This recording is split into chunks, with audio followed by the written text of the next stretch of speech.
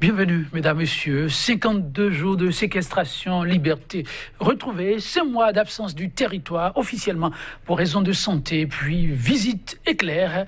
Comme vous l'avez constaté, à Cotonou, le retour au bécail de l'ancien président Thomas Boliaï, quoique bref, aura suffi pour renseigner clairement sur sa position réelle durant tout ce temps d'absence. Boliaï n'était pas si loin de son territoire, mais juste à côté, au Nigeria, le voisin immédiat qui d'autorité a fermé sa frontière depuis 3 mois déjà.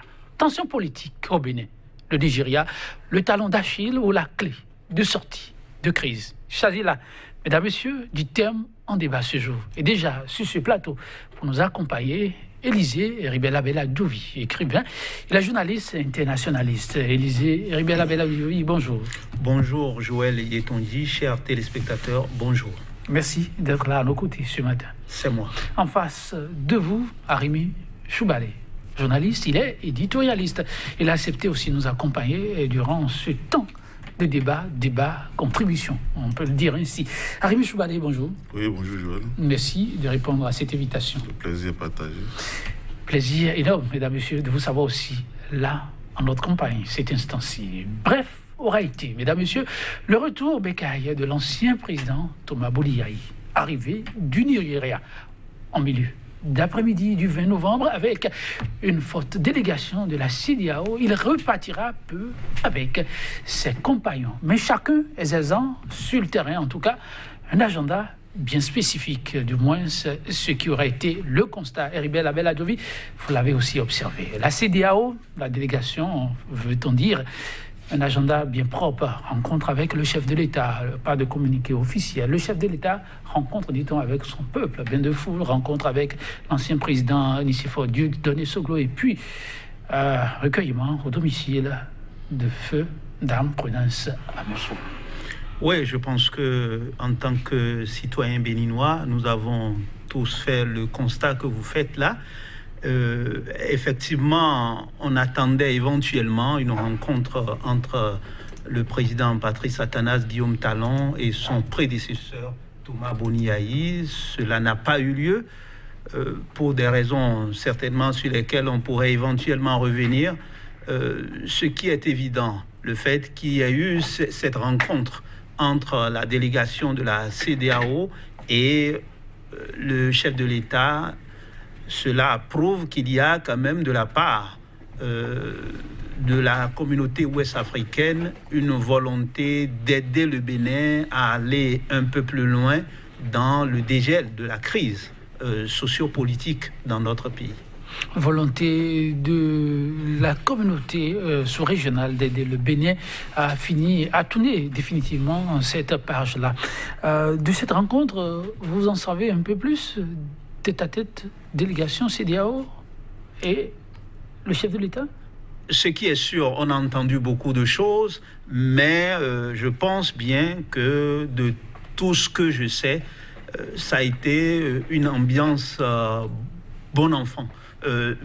Peut-être que on aurait aimé que ça aille plus loin, qu'il y ait la présence du président Boliaï, mais on a eu quand même cette rencontre entre la délégation de la CEDEAO, qui est quand même composée, ne l'oublions pas, de l'ancien président nigérien Abdulsalami Abubakar, celui qui a présidé aux destinées du grand Nigeria juste avant le président Olusegun Obasanjo.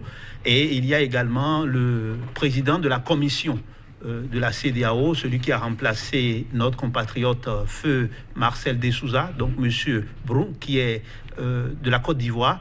Et donc, à travers cette rencontre, on voit quand même que la communauté économique des États de l'Afrique de l'Ouest, qui est quand même l'ensemble sous-régional le plus fort sur le continent, où on a quand même de la matière à donner aux autres ensembles sous-régionaux, essaye quand même d'apporter son grain de sel pour améliorer la gouvernance dans notre pays, parce que, qu'on le veuille ou non, depuis quelques mois, disons 5 mois, on a quand même une situation pas facile. Tout le monde le reconnaît, à commencer par le chef de l'État. Maintenant, les solutions pour en sortir, pour une sortie de crise définitive, on a l'impression que ça piétine d'une certaine manière. Et donc, voilà, le président de la République a reçu la délégation de la CEDEAO, et de l'autre côté, l'ancien président Thomas Boni Yayi était avec son prédécesseur de loin, Nicéphore Dieudonné Soglo, et également une partie des victimes des événements fâcheux des 1er et 2 mai derniers. En tout cas, l'image aurait été fortement commentée, ça va dans tous les sens possibles. Mais pour l'essentiel, que le Bénin gagne, c'est ce qu'on dit. Rémi Choubalé, vous l'avez observé, une délégation de la CEDEAO sur le territoire béninois le dernier 20 novembre, mais pas seul, avec Thomas Boni Yayi, dont le retour était très attendu. Mais à l'arrivée, chacun aura exercé son agenda, même s'ils sont arrivés ensemble. Oui, mais si c'est ça, ça veut dire qu'il n'y a pas de problème. Ça veut dire qu'il n'était pas prévu que le président Boni Yayi ait rencontré le président Talon. Personnellement, je ne sais pas ce que cela aurait apporté à la crise que les deux hommes se rencontrent. Et n'oubliez pas qu'il y a eu plusieurs autres tentatives infructueuses par le passé. On connaît l'étape du Niamey, où c'était même pas possible pour le président de la République de rencontrer l'ancien président Soglo qui vit au Bénin. Et une tentative a été, comment vous appelez, oui, le président du Niger a tenté de les rapprocher à Niamey. Pendant que le président Nicéphore Soglo était en séjour là-bas, le chef de l'État béninois est passé, ça n'a pas eu lieu. Et finalement, le chef de l'État nigérien, en tant que président de la CEDEAO, en exercice de la CEDEAO, a dû les rencontrer séparément. Alors donc, oui, il y a des problèmes réels. On devait aller à un dialogue. Le président de la République du Bénin a choisi de faire son dialogue à lui. Quand bien même certains participants à ce dialogue souhaitaient déjà à l'époque qu'il y ait un effort de rapprochement. Donc, je ne crois pas que que ces problèmes ont été réglés par une opération de com avec poignée de main, comme vous le dites, abondamment commenté. Ça n'aurait pas vraiment bougé les cuisseurs. Par contre, le président Boni Yayi, vous savez dans quelles conditions il est parti du pays. Personne ne l'a vu pendant 52 jours. Après, il est parti sous bonne garde des Nigériens. Et voilà, une délégation, une mission devrait être menée sur le Bénin. Ils en ont profité pour qu'ils puissent peut-être revenir mettre de l'ordre dans ses affaires, rencontrer des amis, voilà, montrer qu'il est en bonne santé, ou peut-être qu'il se sent beaucoup plus mieux. Enfin, une manière de parler. Mais je crois que ça devrait se limiter à ça, mais dire que c'était important qu'il aille à la présidence de la République pour rencontrer le président Patrice Talon, alors que rien n'a été réglé. Vous savez très bien comment le gouvernement a traité son parti, qui est mis en lambeaux, pendant qu'il était en exil par ce gouvernement-là. Et vous verrez, et puis des gens sont morts parce qu'ils étaient censés aller soutenir ou répondre à l'appel de Boni Yayi.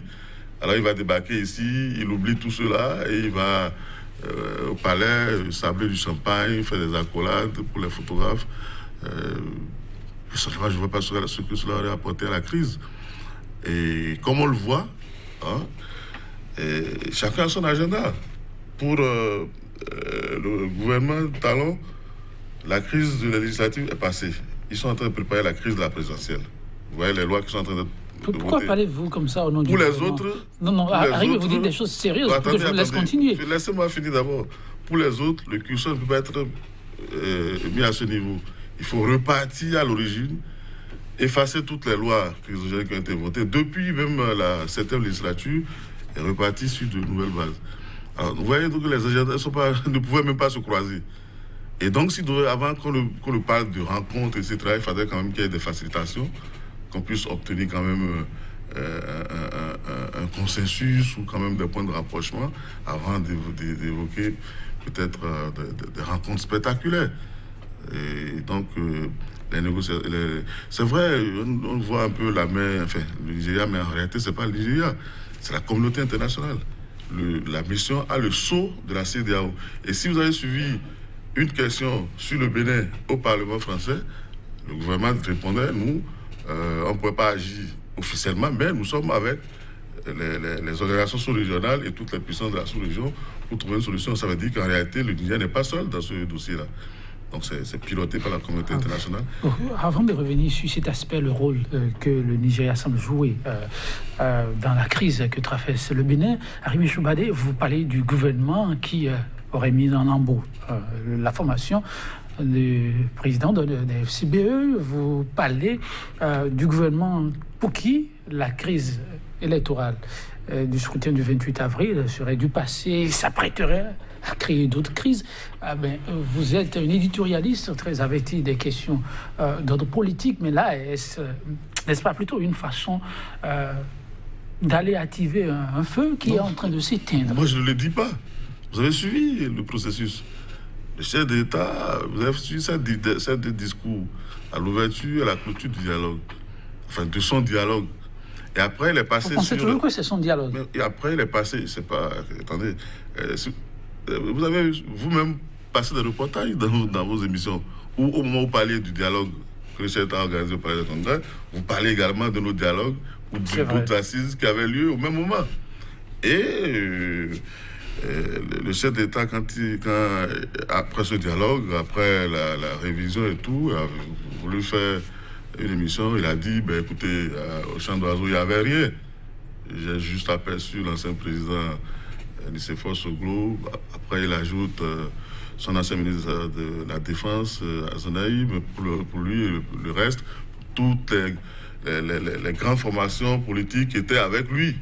Et c'est de façon consensuelle que tous ceux-là ont accepté tout ce qu'on a mis dans la révision, vice-président, parrainage, machin, etc.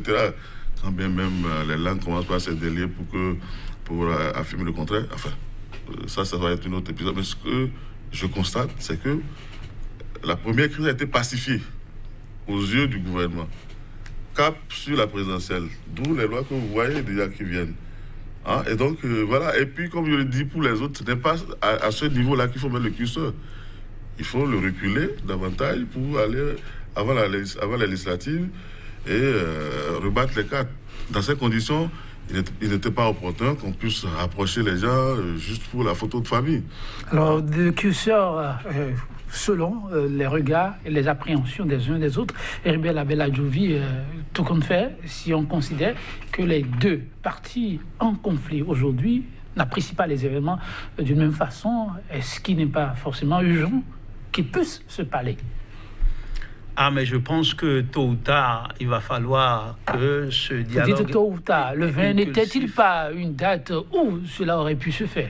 Mais bien sûr, mais le 20 est passé depuis. Donc, on est dans une situation aujourd'hui où, qu'on le veuille ou non, nous sommes tous béninois et donc tous les acteurs dont vous parlez, que ce soit le bloc de la mouvance comme celui de l'opposition, nous sommes tous béninois, ils sont tous béninois. Et donc, tôt ou tard, il va falloir que les uns et les autres s'asseyent. Et en tant que chef d'orchestre, qu'on le veuille ou non, le président Patrice Talon, c'est à lui que les Béninois ont confié leur destinée. Et donc, c'est à lui de faire en sorte que la paix sociale, la souveraineté nationale, la cohésion nationale puisse être garantie. Et donc, dans ce sens, on est bien obligé tôt ou tard d'y aller. On dira certainement qu'un certain nombre de lois qui sont en train d'être votées actuellement au Parlement vont dans ce sens, parce que pas plus tard qu'hier, je crois, il y a eu encore le vote d'une loi qui parle du statut de l'opposition. Donc, il semble qu'il y a une série de lois qui sont prises, on dirait, dans le sens du dialogue tenu, vous diriez, du côté du Palais des Congrès. Et donc, dans un certain sens, il y a quand même, sur ces dispositions-là, un certain nombre de lois qui rentrent dans le cadre des propositions ou des exigences également de l'opposition, même si, pour y aller, il faudrait déjà que les deux parties se voient, ce qui n'a pas eu lieu à ce jour. Et donc, on se retrouve dans une situation où il faut quand même, si on regarde de près, moi je vois tout ce qui se passe aujourd'hui dans notre pays comme une situation qui ne date pas d'aujourd'hui. Je pense que j'ai eu l'occasion d'en parler à plusieurs reprises, c'est pas qu'au Bénin, mais comme nous sommes dans notre pays, il va falloir qu'on se regarde réellement dans le miroir pour constater que, en fait, ce qui se passe aujourd'hui, c'est un peu le désordre organisé. En termes géopolitiques, on pourrait parler de chaos contrôlé qui a été, jusqu'à ce jour, orchestré au niveau de la classe politique. Et vous comprenez bien qu'on est dans une situation, pour moi qui aime le spirituel, je dirais que en son temps, si je prends l'histoire du peuple d'Israël et des nations, je dirais qu'aujourd'hui, ce qui se passe au Bénin, c'est comme on est face à la loi. Et la loi ne sauve pas. Toutes les religions monothéistes vous diront la loi mosaïque, c'est-à-dire que la loi du plus fort, la loi du talion, de ce que tu me fais, je te fais, ça n'amène pas un bon résultat. Et après avoir expérimenté ce que je peux appeler comme le théâtre politique depuis 1960, avec évidemment en sous-main ce que vous pouvez appeler l'ancienne puissance coloniale, on se retrouve dans une situation alors qu'à la conférence nationale de février 90, on devrait régler réellement les problèmes, on ne l'a pas fait. Et donc, nous nous retrouvons aujourd'hui avec la rupture, avec tout ce qui peut y avoir comme bon côté, comme travers. En somme, le Bénin serait en train de vivre une crise de maturité, c'est cela? Ah, mais je pense que nous sommes là dans une situation où vous allez bien comprendre qu'il ne suffit pas seulement d'avoir des lois, mais il faudrait que ces lois-là répondent aux aspirations du peuple, parce que vous avez bien constaté que l'on soit d'accord ou qu'on ne le soit pas, on se base sur le droit, on se base sur les lois, parce qu'on est dans un état de droit pour quand même poser un certain nombre d'actes qui sont peut-être en dysfonctionnement avec les aspirations du peuple. En tout cas, on a là une situation actuellement qui est un peu comme la loi. Et donc, il va falloir qu'un jour, nous constatons tous que tel que nous évoluons et tel que la classe politique infantilise le peuple, et quelqu'un dirait, feu général Mathieu Kérékou, qu'on a des intellectuels, je ne dirais pas tarés, mais des intellectuels qui, comment on appelle, à l'épreuve des faits, parce que quand vous allez au Parlement, vous voyez quand même que ce sont des intellectuels qui sont là. La plupart étaient toujours au Parlement, même s'il y a eu un certain rajeunissement d'une manière ou d'une autre.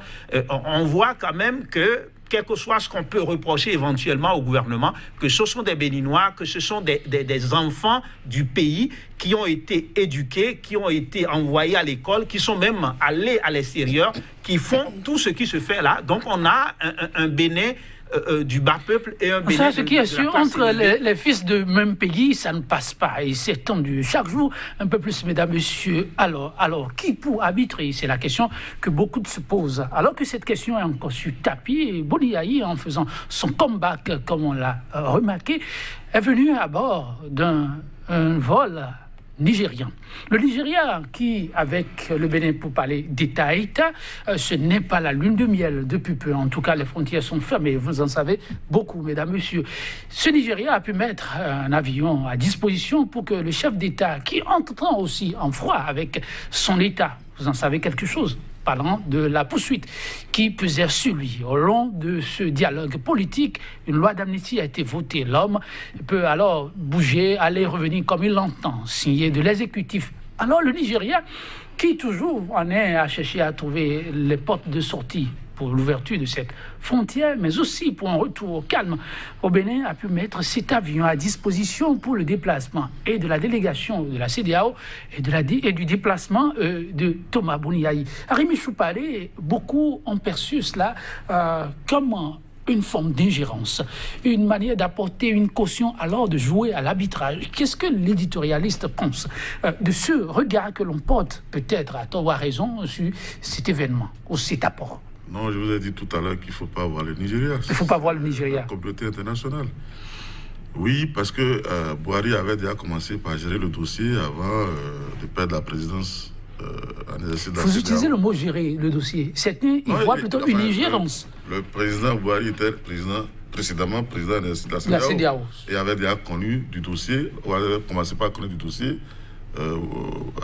Avant les élections, il y a eu des délégations aussi bien du Nigeria, de la CEDEAO, de l'Union africaine, l'ONU, UEMOA, tout ce que vous savez sur le plan international. Toutes les délégations sont venues ici. Parfois, il y avait même des délégations conjointes qui sont venues pour aller pour rencontrer les différents acteurs afin d'éviter. Et à chaque fois, ça revenait des élections inclusives.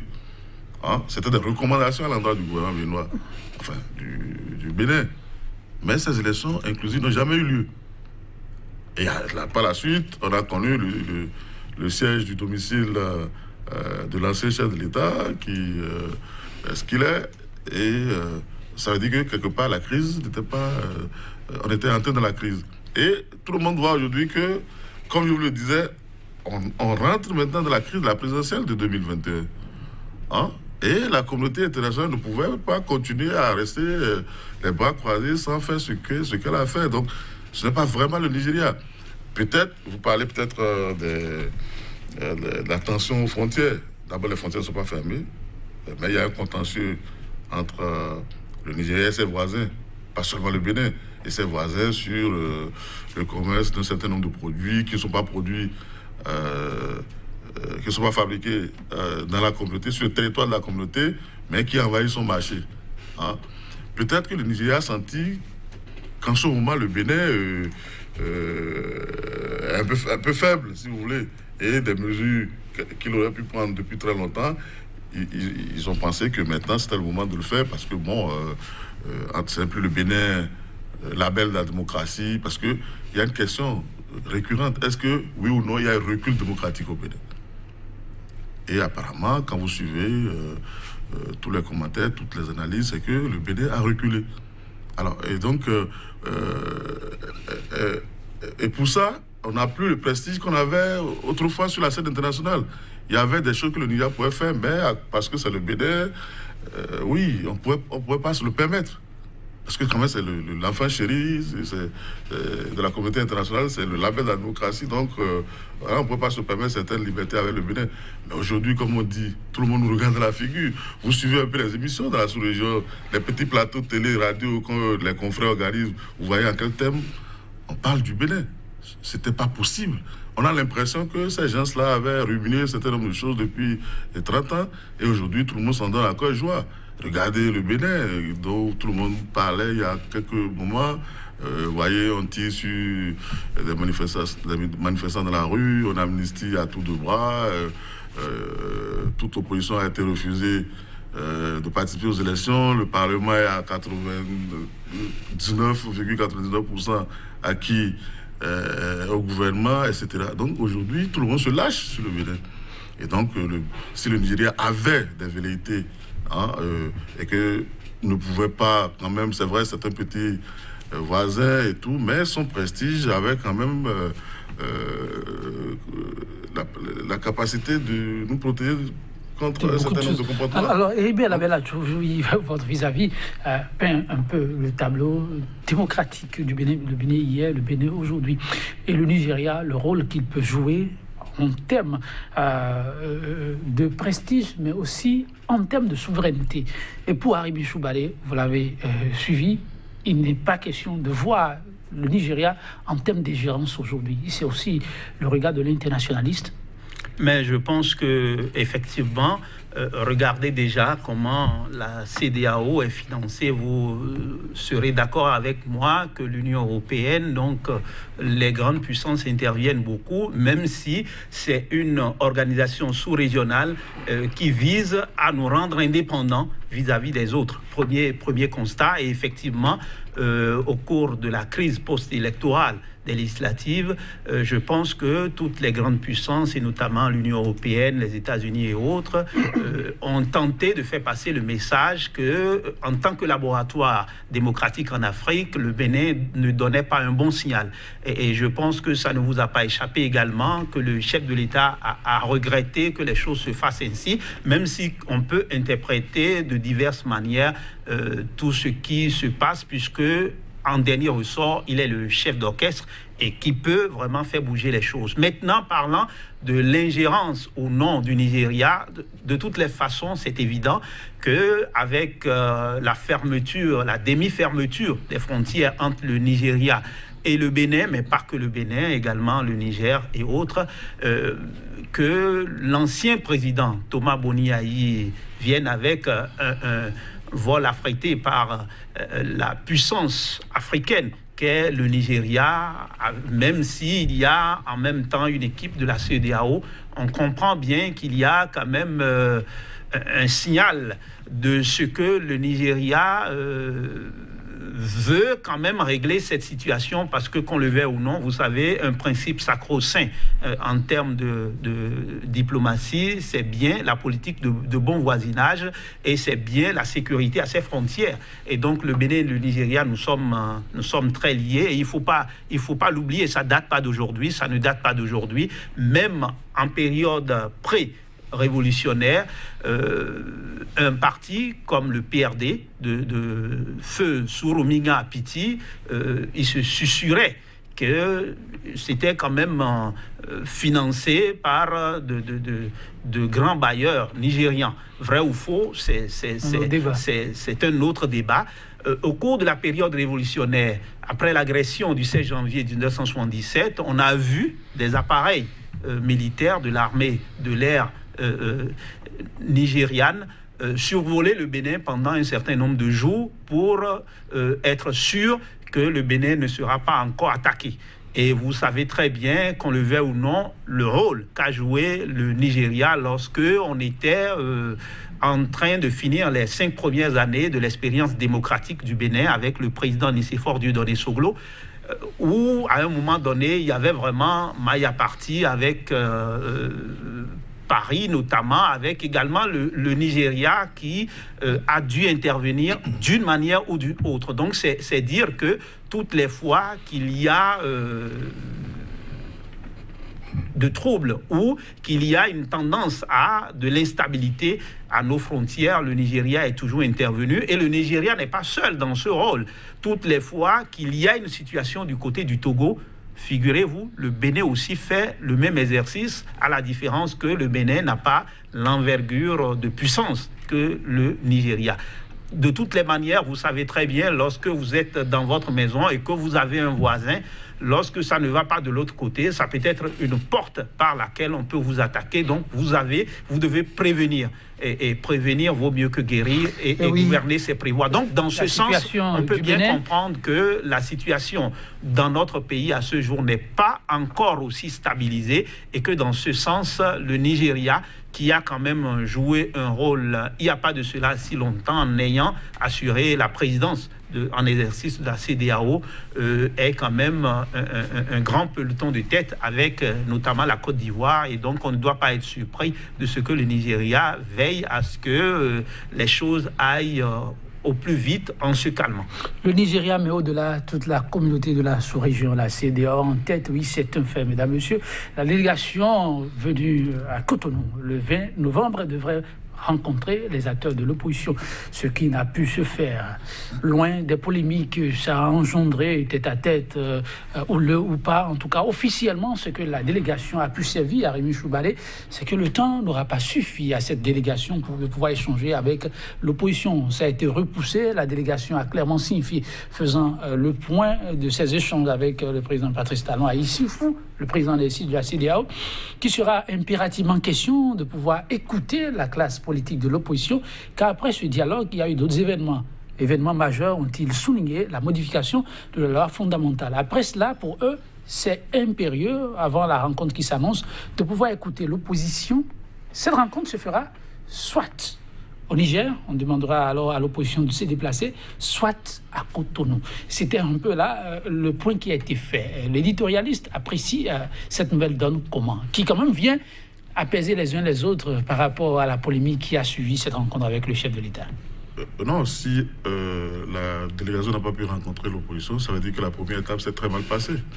Ah bon? Oui, ils avaient un agenda. Ils passent au palais et après ils rencontrent pas seulement la classe politique, je crois qu'il y a le clergé béninois ou des ONG ou quelque chose de ce genre. Donc, si après la première rencontre, tout le reste a été ajourné, parce que vous savez, il y a même à la fin de la journée, plus personne ne savait même ce qui se passait. La délégation a quitté la présidence pour l'aéroport directement. On se demandait s'ils allaient abandonner le président Yahya Boni. Puis après, quelques moments de doute, on a constaté que le président Yahya Boni les a rejoints à l'aéroport et ils ont dû partir dans la nuit. Alors, donc ça veut dire que l'étape du palais ne s'est pas prévu, ne s'est pas passée comme prévu. Que ce soit bien passé, je ne sais pas si c'est parce que les retrouvailles étaient si festives comme l'a annoncé le ministre de la République, que bon, ils ont oublié le temps qui passe, ou carrément les points sont achoppés, ils n'ont pas pu s'entendre. Mais néanmoins, on sait que la délégation n'a pas pu dérouler son programme comme prévu. Il était même question qu'après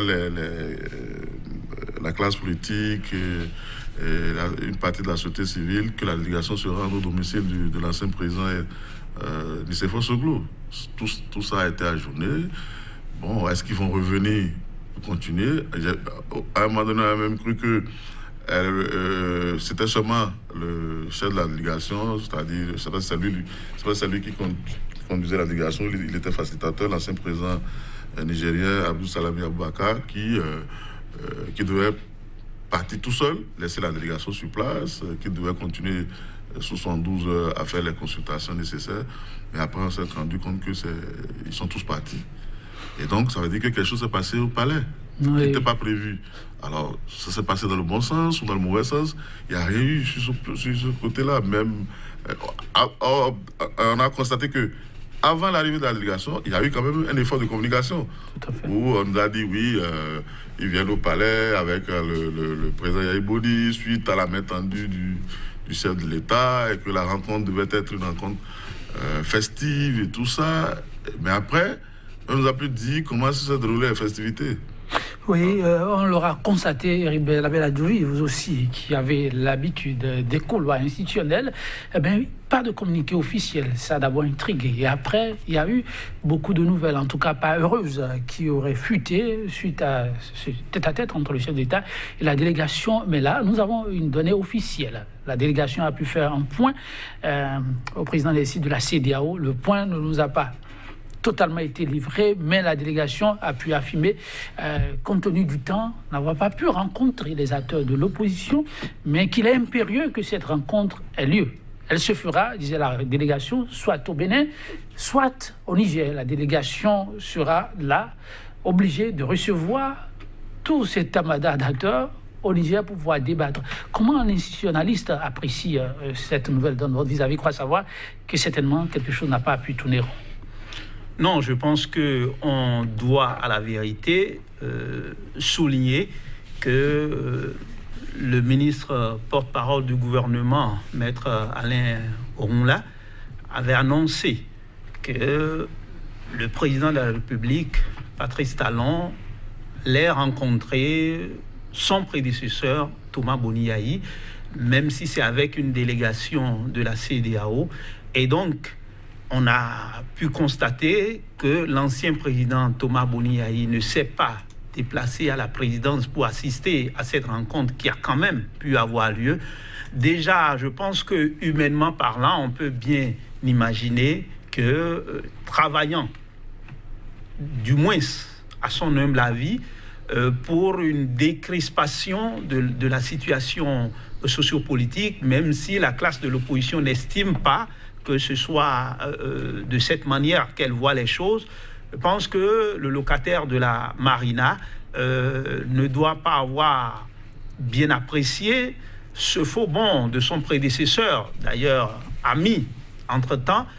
Et donc, même si le protocole ne permet pas d'aller plus loin dans les détails sur ce genre d'aspect, je pense que cela, d'une manière ou d'une autre, a dû jouer dans la balance, puisque la délégation de la CEDEAO, ce ne sont pas des Béninois, mais l'ancien président Thomas Boni Yahi est béninois, et donc s'il devrait être au palais avec la délégation de la CEDEAO pour rencontrer son successeur, Patrice Athanase Guillaume Talon, et qu'il n'y va pas, ça voudra dire qu'il y a quand même une crise et que il a voulu peut-être, je ne sais pas, marquer un coup à son successeur. De toutes les manières, c'est que de la part du président Patrice Athanase Guillaume Talon, je suppose que ça doit quand même être vu comme qu'il y a un problème entre les deux et qu'il y a un problème avec la classe de l'opposition et donc que la situation est plus ou moins compliquée.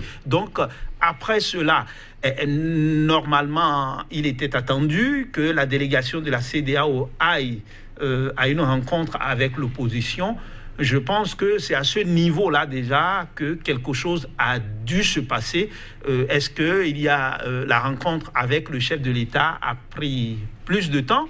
Je ne sais pas, je n'y étais pas. Mais je pense que de toutes les manières, c'est la preuve que nous sommes encore en train de gérer la suite de la crise, notamment créée par les élections exclusives des législatives, et que avec la suite des événements, on a le devoir dans le pays assumer le calumet de la paix, mais pour que ça se fasse, comme on le dit, pour qu'il y ait dialogue, pour qu'il y ait apaisement du climat sociopolitique, il faut qu'il y ait au moins deux parties qui acceptent de se mettre autour de la même table. Donc c'est très important qu'incessamment, qu'au-delà de la médiation de la CEDEAO et autres, que la rencontre avec l'opposition ait lieu à Cotonou ou à Niamey. Il faudrait qu'au-delà de cela, que le Bénin, qui a toujours donné l'exemple en Afrique et au-delà,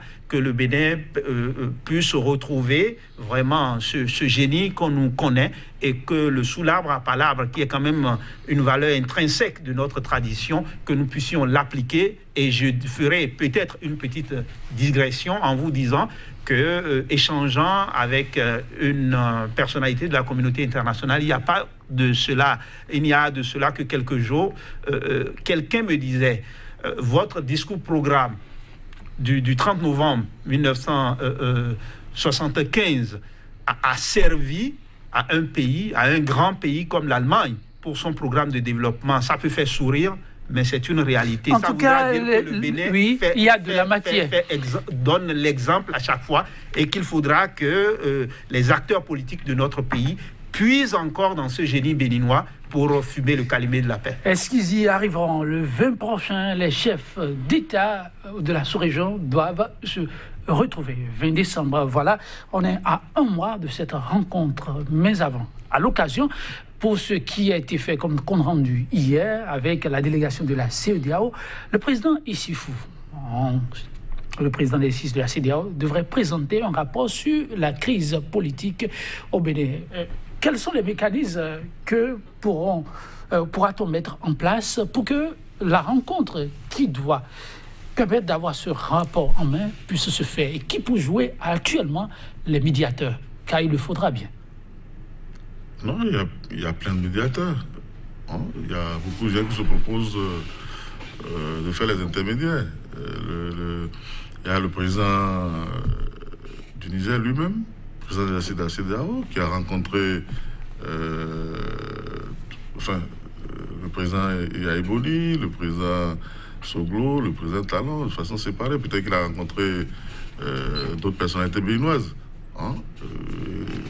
On a vu l'ancien président Olusegun Obasanjo du Nigeria, qui est venu au Bénin la dernière fois, hein, il a été question, bien entendu, de la crise au Bénin, qui était bien entendu au domicile du président Soglo, et il a parlé très clairement de la crise au Bénin, des démarches qui ont été entreprises pour régler le problème du siège, hein, qui avait été mis sur le domicile de l'ancien président Yaïboni. Vu que chacun a le curseur à un niveau donné et que les curseurs ne se rencontrent pas, est-ce qu'on pourra faire ce sursaut-là avant la date du 20 décembre et tourner la page et entrer fièrement dans une nouvelle année? Chacun dans sa logique. Hein? Et puis celui qui pourrait peut-être donner des gages de décrispation, c'est le gouvernement béninois. Vous avez vu qu'il est en roue libre, là. Les lois se votent tous les jours. Les lois querellées, bien entendu. Les dispositions querellées sont transformées en loi, y compris même dans la Constitution, tous les jours. Tout à l'heure, j'avais tiqué quand mon ami me parlait de locataire de la Marina. J'ai dit, tiens, voilà une formule très usitée sous les autres présidents. Mais depuis 2016, c'est presque la première fois que j'entends ça. Ça veut dire... oui, c'est comme si il n'y a pas de locataire à la Marina, mais un propriétaire. C'est la crispation de la crise. La crispation de la tension. On a l'impression aujourd'hui que ceux qui sont là sont là pour une éternité. Hein? On chamboule tout. Aujourd'hui, on ne sait même plus quelle est la constitution qui est appliquée. Chaque matin, vous vous réveillez chaque matin, on vous dit hier nuit, il y a une loi qui a été votée. On a parlé du statut de l'opposition tout à l'heure, qui a été voté par qui? Par rien que des mouvanciers. Hein? Et sans que les opposants eux-mêmes ne puissent dire un mot sur la loi qui va régir le statut. Alors, vous voyez, donc il y a ces actes qui sont posés tous les jours qui ne permettent pas d'envisager que très bientôt il y a une décrispation. Et on avait la possibilité entre nous de faire un dialogue à Cotonou ici, entre tous les acteurs. Mais le gouvernement a décidé de faire un dialogue sans inviter ceux qu'il appelle les opposants, et les opposants aussi ont décidé de faire une assise sans inviter. Ribet Label a joué la situation, quoi qu'on dise, est toujours préoccupante. En 1 minute, et vous allez en même temps conclure. Alors, la communauté internationale ou sous-régionale, plus précisément, veut bien voir le Bénin entrer dans la nouvelle année avec une crise vraiment conjuguée au passé. Le 20 se trouve être une date décisive. Rencontre des chefs d'État africains. Le Bénin, le cas du Bénin sera encore au menu des discussions. Que faire pour que vraiment ce soit une rencontre heureuse pour le Bénin?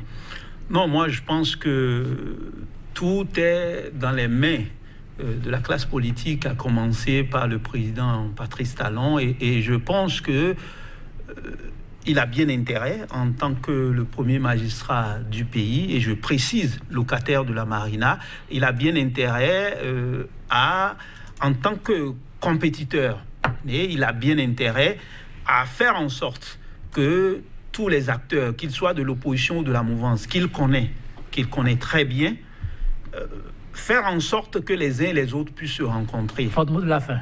Mon mot de la fin, c'est que oui, nous sommes dans une communauté, la communauté doit intervenir, mais nous n'allons pas oublier que le Bénin est le laboratoire démocratique en Afrique et qu'il va falloir que le président Patrice Athanase Guillaume Talon nous aide avant qu'on aille au 20, qu'il y ait, même si ça relève peut-être aux yeux de certains comme d'un miracle, qu'on aille à une concertation plus inclusive à l'interne. Merci beaucoup, oui, Arimé Choubalé, pour conclure.